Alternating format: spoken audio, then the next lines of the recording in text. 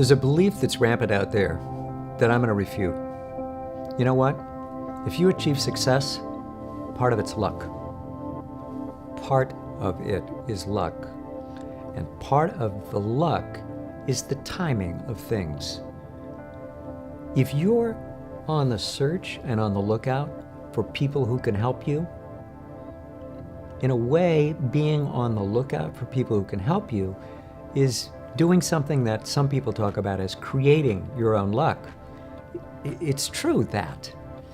But you can be ever so good and be responsible for your own behavior and your own choices and so on, and still, there's some element of luck that something takes off at a certain moment.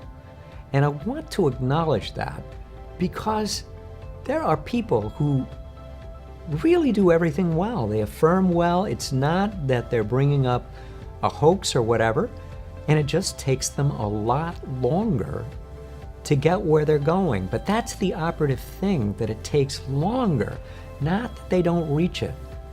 The most powerful thing you can do is persist and be consistent in taking actions in the direction of your goals. Jack Canfield got really interested in writing a book about the kinds of stories that were at the back of Parade magazine. Parade magazine was in most newspapers in the late 19, well, whatever. It's been, I think it's around now. Parade magazine still exists. It's a circular. And he saw those stories. There was always some story that was kind of touching and a little bit heartbreaking, but it moved people and they wanted to read that story. He thought, what if I could be a force for good by accumulating a bunch of those stories and putting them in a book? And the book became, as you know, a runaway bestseller, and possibly huge bestseller, and it was Chicken Soup for the Soul. And he connected with a guy named Mark Victor Hansen, and between the two of them, they schemed and schemed and schemed as to how to make their book a bestseller. Well, I think there were, I don't know, 30, 40 versions of Chicken Soup for the Soul, for the this soul, the that soul, the nursing soul. I mention this because of the persistence and the work they did. They did not have good luck. They had a good idea and then an amazing devotion to tracking things down. When the New York Times would not publish the book because they said, look, this is group authorship, I can't give you, they said, so's the Bible group authorship. And the Bible had been on the bestseller list of the New York Times and so on forever. It just takes you longer without luck.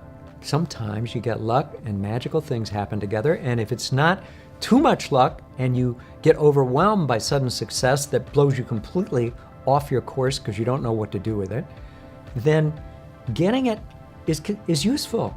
But the more you prepare to have the luck, when that luck finally happens, you're ready to know what to do with it and you'll take it home. But if you kind of wait for dumb luck and you're not prepared, you can blow it. You can be a one-hit wonder so fast, one time, one thing, and then you're gone. You've got to be ready, because anything that occurs like luck has to come into a ready vessel in order to make things happen. You've got to be ready for good fortune, and you've got to actively seek it. So yes, luck is involved in some people's career. Hard work has to be. Luck doesn't have to be, but it helps a lot at certain moments. What helps the most? The preparation, the persistence, the consistency, the focus. Since you're a high achiever, you may know about this. High achievers often hit a wall. They're going along, they're having one success after another, and then suddenly something happens and they grind to a halt. And it's confusing because they're not sure what it is they've done wrong, if it's anything. They just know that they're not moving anymore the way they're used to moving, the way they have moved in the past. If you've run into like what seems like a ceiling over you, and you're kind of in a fog and you're mystified as to what's getting in your way, You can even kind of slide into a swirl of doubts and wonder if you've ever really achieved anything significant at all, and whether any of your amazing achievements that you've done were anything but kind of fronting or a little bit of a fraud. That is really negative and pernicious, and it doesn't have to be that way. I want you to go get a free report from me. Go to drkenchristian.com/breakthrough and receive from me this free report with action steps that are going to tell you exactly what to do now to get you going.